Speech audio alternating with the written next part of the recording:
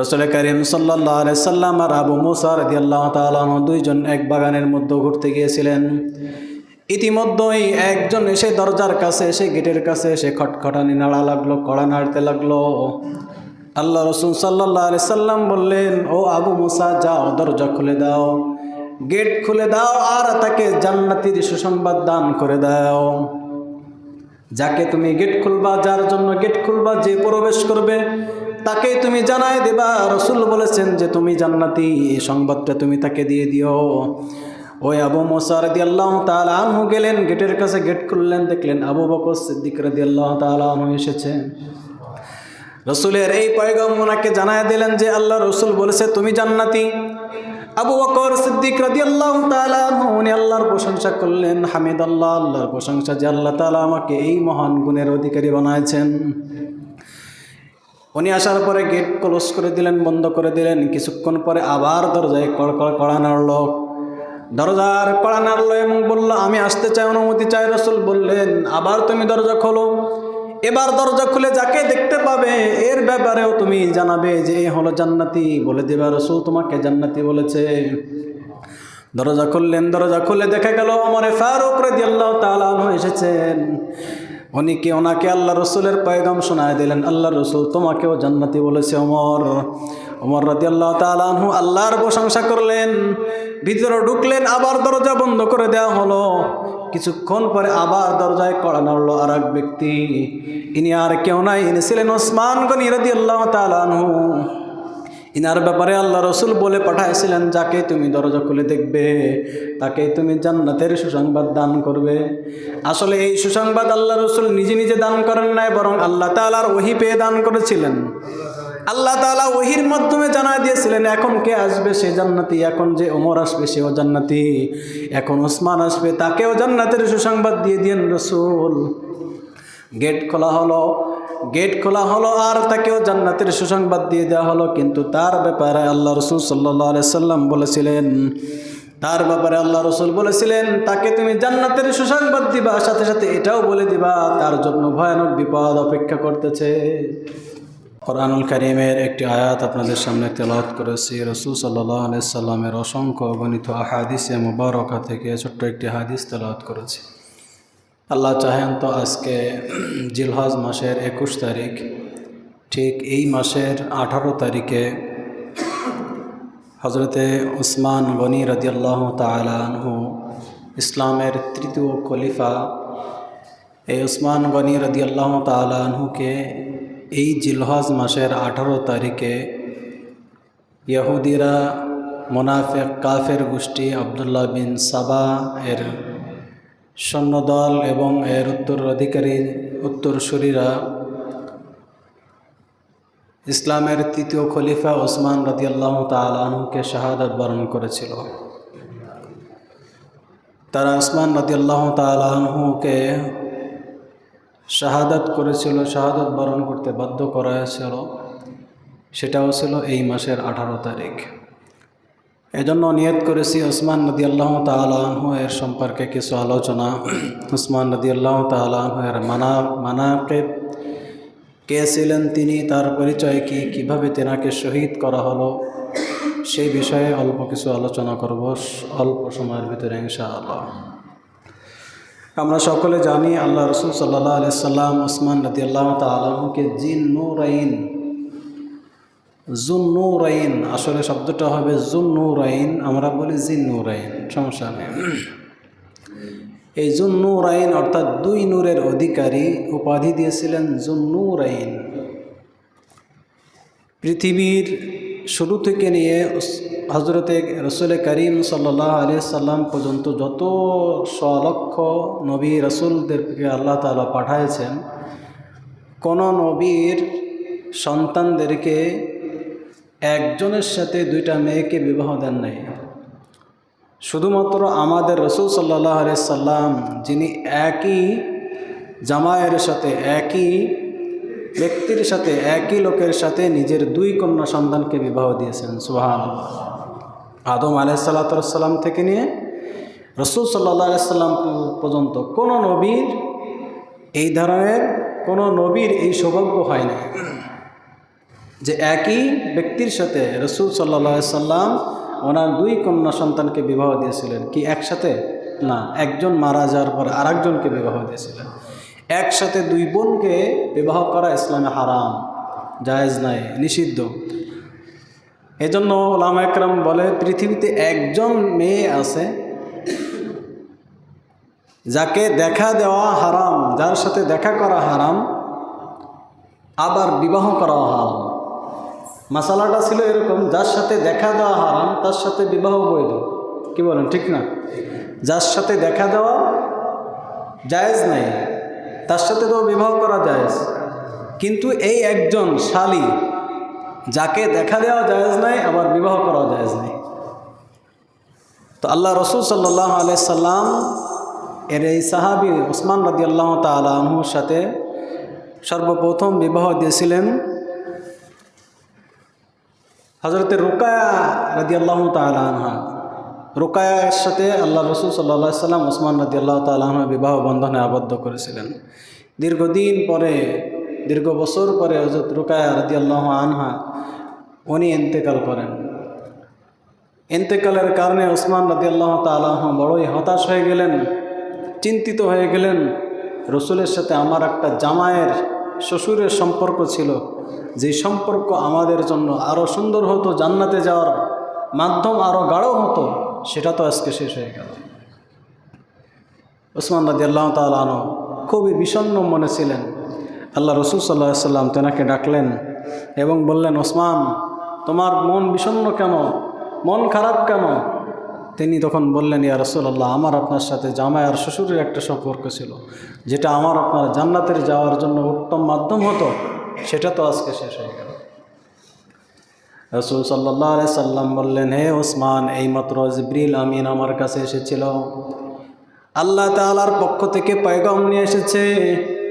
রব্বুল আলামিনের পক্ষ থেকে এই পয়গাম হলো, আমার পরবর্তী মেয়ে কুলসুম রাদিয়াল্লাহু তাআলা আনহুকেও তোমার সাথে বিবাহ দিয়ে দাও। কুলসুম রাদিয়াল্লাহু তাআলা আনহু, ওনাকেও ওসমান রাদিয়াল্লাহু তাআলা আনহুর সাথে বিবাহ দিয়ে দিলেন। কিন্তু ভাগ্যের কি নির্মম পরিহাস, কুলসুম রাদিয়াল্লাহু তাআলা আনহু বেশ কয়েক বছর যাওয়ার পরে উনিও ইন্তেকাল করলেন। তখন রসুল করিম বলেছিলেন, ও ওসমান, আমার যদি আরও কোনো কন্যা থাকতো আমি তোমার সাথে আরও কন্যা আমার মেয়েদেরকে বিবাহ দিয়ে দিতাম। এতটাই আল্লাহ রসুল সাল্লাল্লাহু আলাইহি সাল্লাম ওসমান রাদিয়াল্লাহু তাআলা আনহুকে পছন্দ করতেন এবং মহব্বত করতেন। ওসমান রাদিয়াল্লাহু তাআলা আনহু আল্লাহ রসুল সাল্লাল্লাহু আলাইহি ওয়াসাল্লামের আপন ফুফুর নাতি, আপন ফুফুর নাতি ছিলেন। এবং ওসমান রাদিয়াল্লাহু তাআলা আনহু উনি ছিলেন কাতেবে ওহি। কাতেবে ওহি মানে ওহি যাদের, ওহি যখন আল্লাহ রসুলের উপরে নাজিল হতো তখন রসুল তো আর নিজে লিখতেন না, নিজে লিখতেন যা কাতেবে ওহি বলা হয়, যারা আল্লাহর এই কোরআনের আয়াতকে লিখত, কোরআনকে লিখত, তাদেরকে কাতেবে ওহি বলা হতো।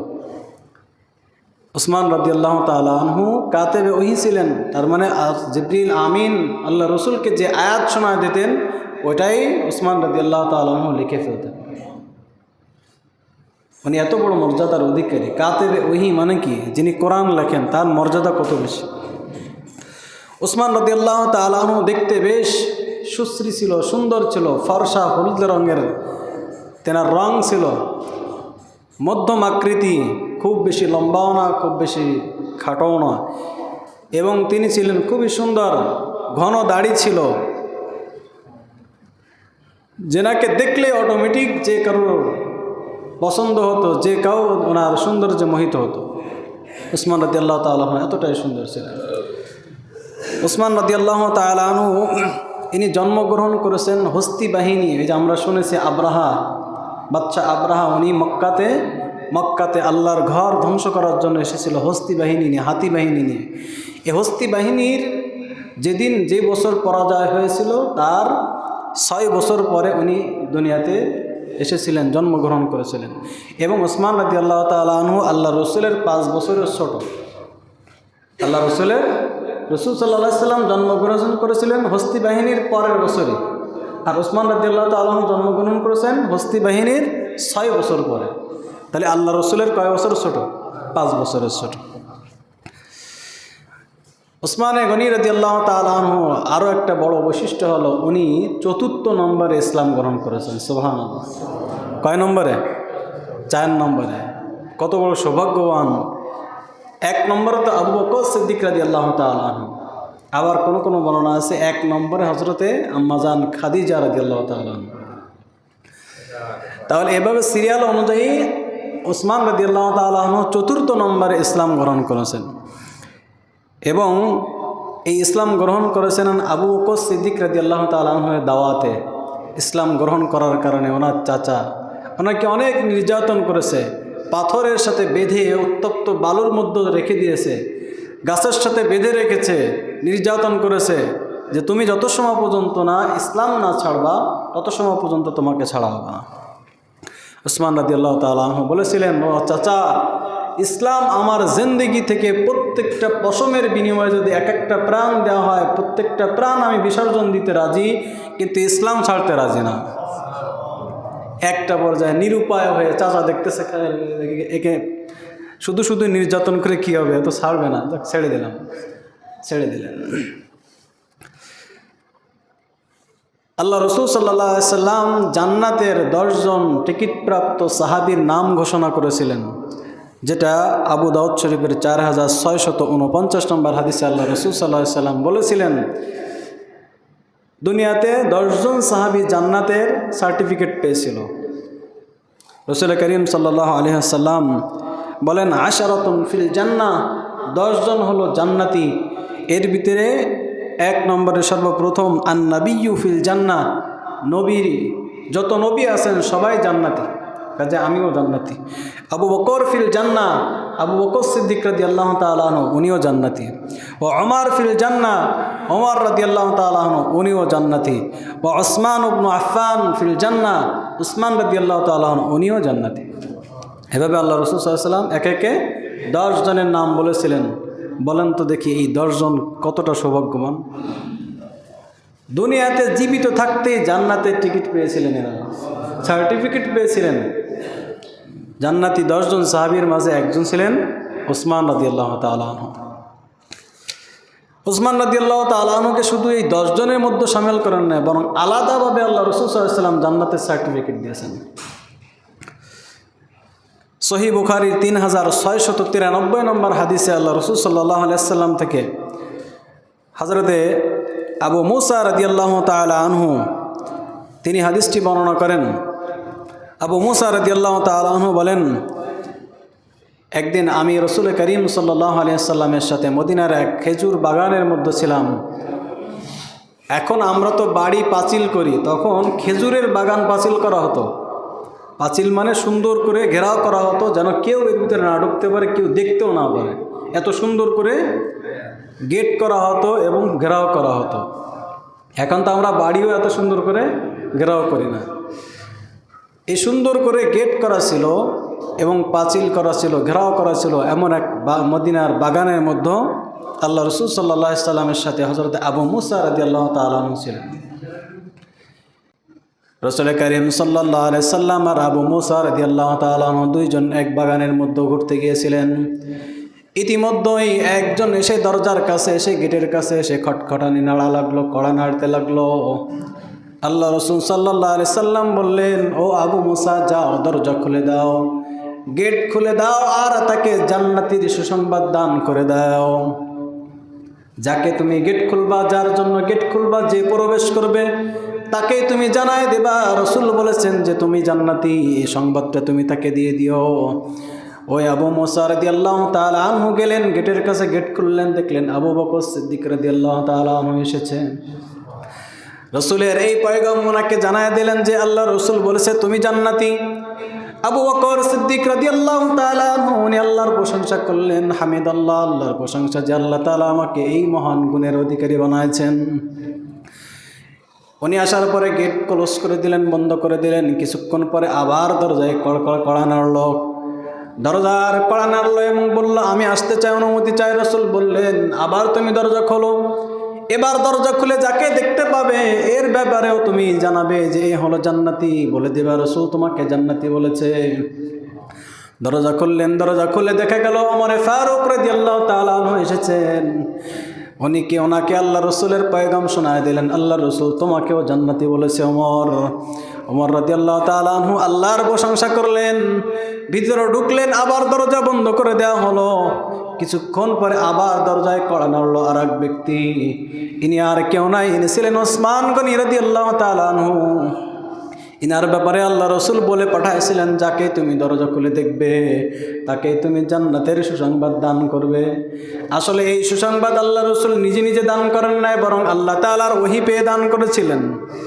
আল্লাহ তাআলা ওহীর মাধ্যমে জানায় দিয়েছিলেন এখন কে আসবে সে জান্নাতি, এখন যে ওমর আসবে সেও জান্নাতি, এখন ওসমান আসবে তাকেও জান্নাতের সুসংবাদ দিয়ে দিয়েন রসুল। গেট খোলা হলো আর তাকেও জান্নাতের সুসংবাদ দিয়ে দেওয়া হলো। কিন্তু তার ব্যাপারে আল্লাহ রসুল সাল্লাল্লাহু আলাইহি সাল্লাম বলেছিলেন তাকে তুমি জান্নাতের সুসংবাদ দিবা, সাথে সাথে এটাও বলে দিবা তার জন্য ভয়ানক বিপদ অপেক্ষা করতেছে। অন্য দুইজনের ব্যাপারে আল্লাহ রসুল শুধু বলেছিলেন শুধু জান্নাতের সার্টিফিকেট, জান্নাতের ঘোষণা দিবা, আর কিছু বলার দরকার নেই।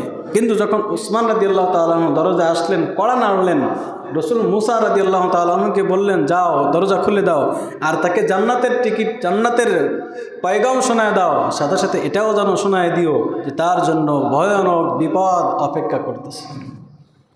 এই ভয়ানক বিপদটাই হলো শাহাদাতের বিপদ। উসমান রাদিয়াল্লাহু তাআলা আনহুকে এই সংবাদ দেওয়া হলো যে আপনাকে আল্লাহ রাসূল সাল্লাল্লাহু আলাইহি ওয়াসাল্লাম জান্নাতের পয়গাম দিয়েছেন। তিনি আল্লাহর প্রশংসা করলেন এবং যখন বললেন যে আপনার জন্য ভয়ানক বিপদ অপেক্ষা করতেছে, তখন উনি বলেছিলেন আল্লাহুল মুস্তাআন, এই ভয়ানক বিপদের জন্য আল্লাহই উত্তম সাহায্যকারী, আল্লাহই উত্তম পরিকল্পনাকারী, আল্লাহ তাআলাই আমার জন্য সব হবেন ইনশাআল্লাহ। তাহলে দেখেন আলাদাভাবে আল্লাহ রাসূল সাল্লাল্লাহু আলাইহি ওয়াসাল্লাম উসমান রাদিয়াল্লাহু তাআলা আনহুকে জান্নাতের পয়গাম দিলেন।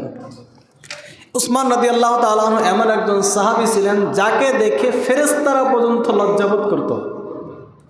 ফেরেশতারা লজ্জা পেত, একটু চিন্তা করেন তো, মানুষ না, ফেরেশতারা পর্যন্ত যেই সাহাবীকে দেখে লজ্জা পেত, শরম পেত। আম্মা জান আয়েশা রাদিয়াল্লাহু তাআলা আনহা থেকে হাদিস, সহিহ মুসলিমের 2401 নম্বর হাদিসে আল্লাহ রাসূল সাল্লাল্লাহু আলাইহি সাল্লাম, আম্মা জান আয়েশা রাদিয়াল্লাহু তাআলা আনহা বলেন একদিন আল্লাহ রাসূল সাল্লাল্লাহু আলাইহি সাল্লাম আমার ঘরে শুয়েছিলেন, আরাম করতেছিলেন, রেস্ট নিচ্ছিলেন। ইতিমধ্যে একজন দরজায় কড়া নাড়ালো, দরজা খুলে দেওয়া হলো। আবু বকর সিদ্দিক রাদিয়াল্লাহু তাআলা আনহু আসলেন। আবু বকর সিদ্দিক রাদিয়াল্লাহু তাআলা আনহু আসলেন, কথাবার্তা বললেন। ইতিমধ্যে আরেকজন দরজায় কড়া নাড়ালো, দরজা খুলে দেওয়া হলো। দেখা গেল ওমর ফারুক রাদিয়াল্লাহু তাআলা আনহু, তিনিও আসলেন, তিনিও বসলেন। কিন্তু আল্লাহ রসুল সাল্লাল্লাহু আলাইহি সাল্লাম যে শুয়েছিলেন, তেনার পায়ের টাকনো থেকে কাপড়টা একটু উপরে উঠানো ছিল, এরকম উপরে উঠানো ছিল। আল্লাহ রসুল সাল্লাল্লাহু আলাইহি সাল্লাম টাকনোর থেকে কাপড়টা উপরে উঠানো ছিল, তাই বলে শত রাগলা ছিল না, একটু উপরে উঠানো ছিল।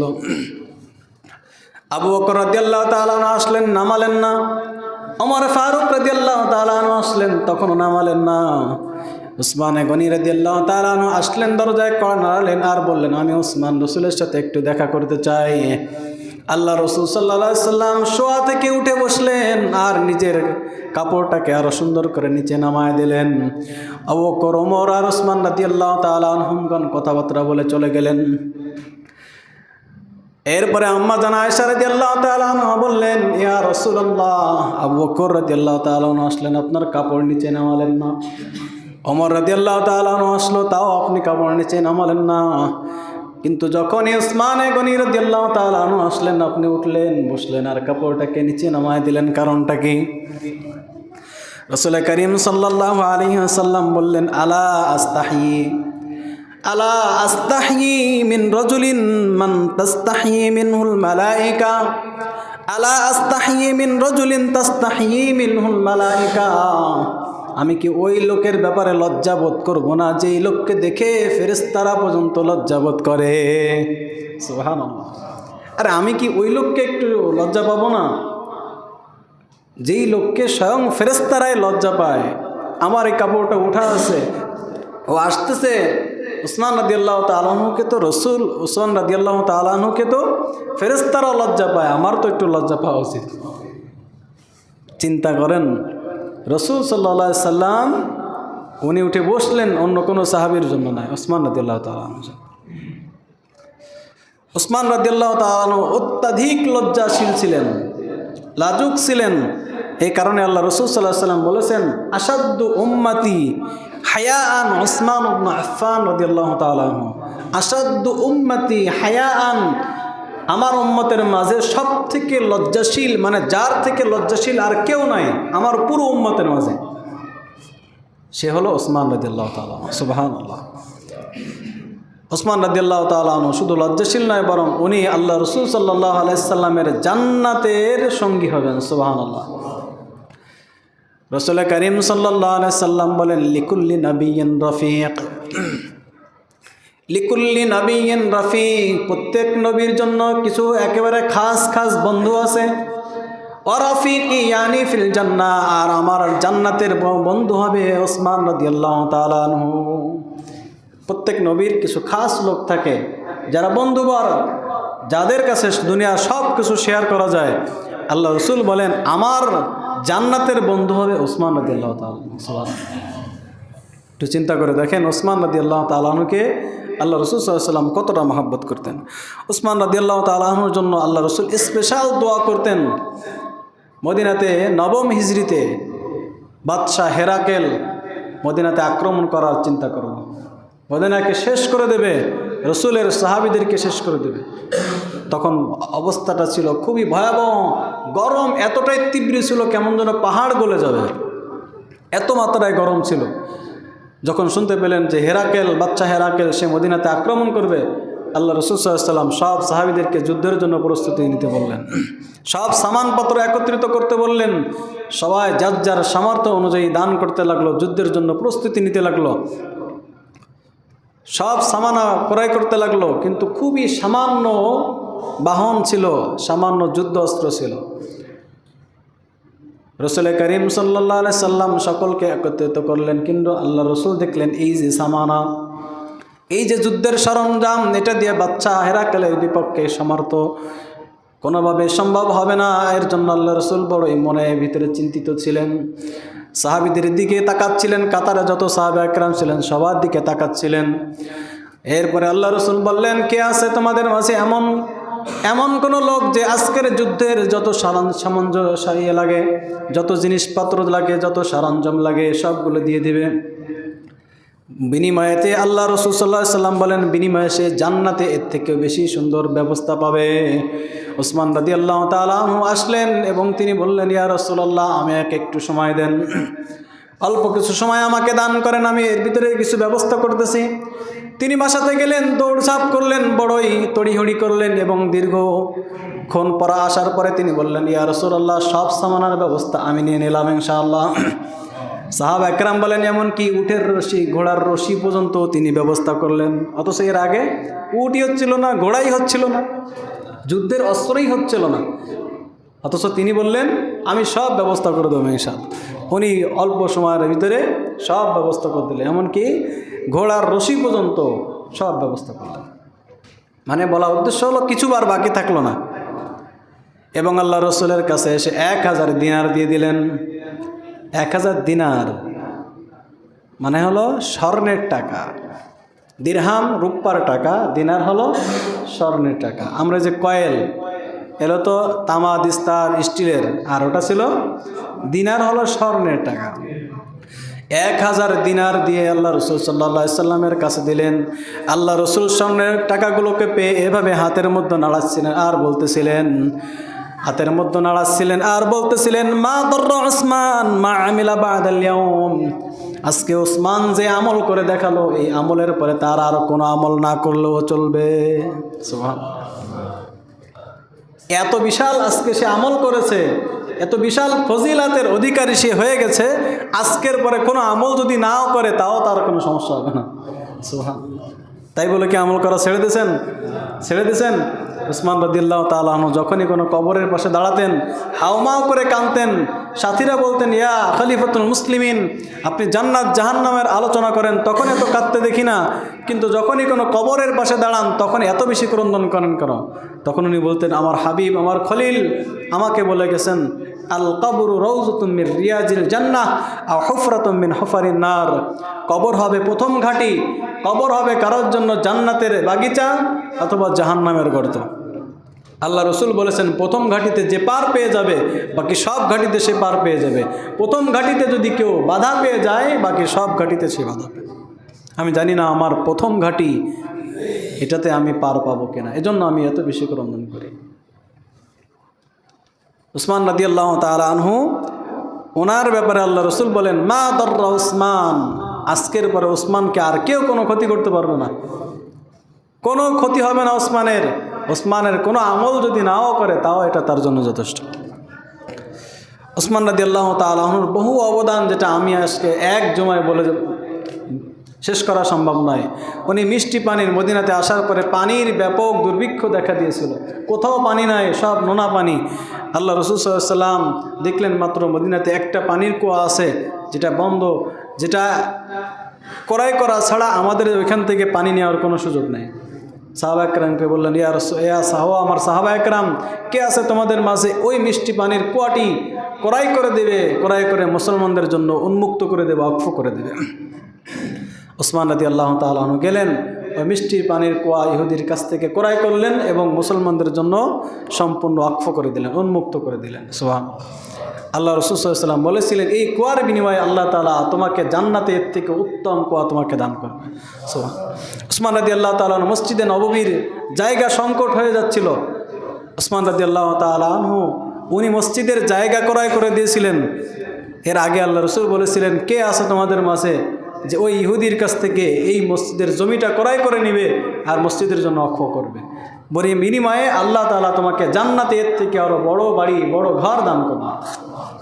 ওসমান রাদিয়াল্লাহু তাআলা আনহু উনি ক্রয় করেছিলেন এবং মসজিদের জমির সাথে অ্যাড করে দিয়েছিলেন। এভাবে ওসমান রাদিয়াল্লাহু তাআলা আনহুর যে অবদান, এটা বলে শেষ করার মতো নয়। একবার আল্লাহ রাসূল সাল্লাল্লাহু আলাইহি ওয়াসাল্লাম ওসমান রাদিয়াল্লাহু তাআলা আনহু, আবু বকর রাদিয়াল্লাহু তাআলা আনহু, ওমর রাদিয়াল্লাহু তাআলা আনহু, এই তিনজনকে সাথে নিয়ে উহুদ পাহাড়ে উঠতেছিলেন। উহুদ পাহাড়ের নিচ থেকে যখন কিছু দূর পর্যন্ত উঠলেন, কিছু দূর উহুদ পাহাড় পর্যন্ত যখন উঠলেন, সাথে সাথে উহুদ পাহাড় কম্পন শুরু করলো, কাঁপাকাঁপি শুরু করতে লাগলো। আল্লাহ রসুল সাল্লাল্লাহু আলাইহি ওয়াসাল্লাম উনি নিজের পাও দিয়ে আঘাত করলেন উহুদকে আঘাত করে বলতে লাগলেন, ফালাইসা আলাইকা ইল্লা নাবিয়্যুন ওয়া সিদ্দীকুন ওয়া শাহীদাইন। এ উহুদ পাহাড়, তুমি কেন কম্পন করতেছো, তুমি কেন কাঁপতেছো? তুমি কি জানো না তোমার উপরে একজন নবী আছে, একজন সিদ্দিক আছে আর দুইজন শহীদ আছে? বললেন, হে উহুদ, তুমি কাঁপো কেন, তুমি নাড়াচড়া করতেছে কেন? তোমার উপর একজন নবী আছে, সর্বশ্রেষ্ঠ নবী, সাইয়্যিদুন নবী, তিনি আছেন, একজন সিদ্দিক আছেন, মানে আবু বকর সিদ্দিক রাদিয়াল্লাহু তাআলার কথা বললেন। আর বললেন ওয়া শাহীদাইন, আর দুইজন শহীদ আছে, দুইজন শহীদ। ওনারা কি শহীদ এখন হয়েছে? আবু বকর রাদিয়াল্লাহু তাআলার ব্যাপারে বললেন, সিদ্দিক আছে, একজন নবী আছে, একজন সিদ্দিক আছে, আর দুইজন শহীদ আছে। আর দুইজন শহীদ হলো ওমর রাদিয়াল্লাহু তাআলা আনহু আর ওসমান রাদিয়াল্লাহু তাআলা। মানে আল্লাহ তাআলার রসুলকে পয়গাম আগে থেকেই জানায় দিয়েছিলেন, ভবিষ্যৎবাণী করে দিয়েছিলেন, ওহির মাধ্যমে জানায় দিয়েছিলেন যে এরা পরবর্তী দুইজন শহীদ হবে। ওমর রাদিয়াল্লাহু তাআলা আনহু শাহাদাত বরণ করছেন, ওসমান রাদিয়াল্লাহু তাআলা আনহু শাহাদাত বরণ করছেন। তাহলে এই হাদিস থেকে বোঝা যায় যে আল্লাহ রসুল সাল্লাল্লাহু আলাইহি ওয়াসাল্লাম ওসমান রাদিয়াল্লাহু তাআলা আনহুর খুব বেশি মহব্বত করতেন। ওসমান রাদিয়াল্লাহু তাআলা আনহুর মর্যাদা, মহত্ব, এটা আসলে বলে শেষ করার মতো নয়। ওসমান রাদিয়াল্লাহু তাআলা আনহুর একটা হাদিস দানের ব্যাপারে আমি বলেছিলাম, আল্লাহ রসুল তার ব্যাপারে সেদিনও বলেছিলেন, আজকের পরে ওসমান যদি কোনো আমল না করে তাও তার কোনো সমস্যা নেই। কাজে ওসমান রাদিয়াল্লাহু তাআলা আনহুকে, এই ওসমান রাদিয়াল্লাহু তাআলা আনহুকে নির্মমভাবে শাহাদাত বরণ করতে বাধ্য করা হয়। সেটা ইনশাআল্লাহ আল্লাহ তাআলা যদি তৌফিক দেয়, আগামী জুমাতে। আব্দুল্লাহ বিন সাবা ইহুদিদের সর্দার ছিল, কিন্তু সে ইসলাম ধর্ম গ্রহণ করলো। উদ্দেশ্য কিন্তু ইসলাম ধর্ম গ্রহণ করা নয়, বরং চক্রান্ত করা, ফাটল সৃষ্টি করা, মুসলিম ঐক্যের মাঝে ফাটল তৈরি করে দেওয়া। এই ফাটল তৈরি করার জন্য সে মুসলমান হয়, এটা আসলে সকলে তখন বুঝতে পারে নাই, কারণ মুসলমান তো যে কেউ হতেই পারে। কিন্তু তার মুসলমান হওয়ার উদ্দেশ্য ছিল মুসলিম ঐক্যকে। ওসমান রাদিয়াল্লাহু তাআলা চিন্তা করেন, ওসমান রাদিয়াল্লাহু তাআলা তখন যখন দায়িত্বে ছিলেন, 12 বছর খেলাফতের দায়িত্ব পালন করেছিলেন। এই খেলাফতের দায়িত্ব পালন করা আকারে 44 লক্ষ বর্গ মাইল ওনার এরিয়ার ভিতরে ইসলামের পতাকা তলে এসেছিল।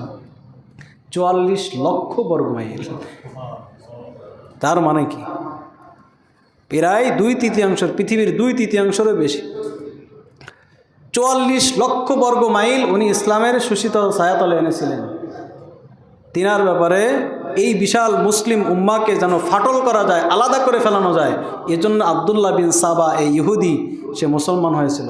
আসলে মুসলমান হয়েছিল না, বরং সে ফাটল তৈরি করার জন্য মুনাফিক হিসেবে, কাফের হিসেবে চক্রান্ত করেছিল। আল্লাহ তাআলা চাহে তো আগামী জমাতে ইনশাআল্লাহ আলোচনা হবে। উসমান রাদিয়াল্লাহু তাআলা রসুলের একেবারে কাছের সাহাবী, রসুলের জামাতা ছিলেন, জান্নাতের টিকিট প্রাপ্ত একজন সাহাবী ছিলেন। আল্লাহ তাআলা আমাদেরকে রসুলের সাহাবী যারা আছেন প্রত্যেকের ব্যাপারে সুধারণা, এবং তেনারা হলেন আমাদের জন্য আইডল। রসুলের সাহাবীদের ব্যাপারে আল্লাহ রসুল বলেন, আসহাবি কান নুজুম, আমার এক একটা সাহাবী হলো নক্ষত্রের মতো। বিআইহিম ইক্তাদাইতুম ইহতাদাইতুম, আমার যে কোনো একজন সাহাবীকে যদি তুমি অনুসরণ করো তাহলে তুমি হেদায়েত পেয়ে যাবে। সুবহানাল্লাহ।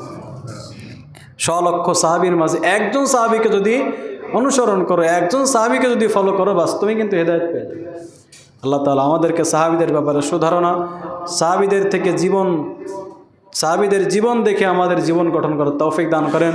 আমিন। ওয়া আখিরি দাওয়ানা আনিল হামদুলিল্লাহি রাব্বিল আলামিন।